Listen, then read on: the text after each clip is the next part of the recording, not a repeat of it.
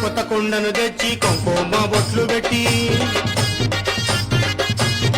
పచ్చి కుండను తెచ్చి పసుపు బొట్లను పెట్టి కొత్త కుండను తెచ్చి కుంకుమ బొట్లు పెట్టి పచ్చి కుండను తెచ్చి పసుపు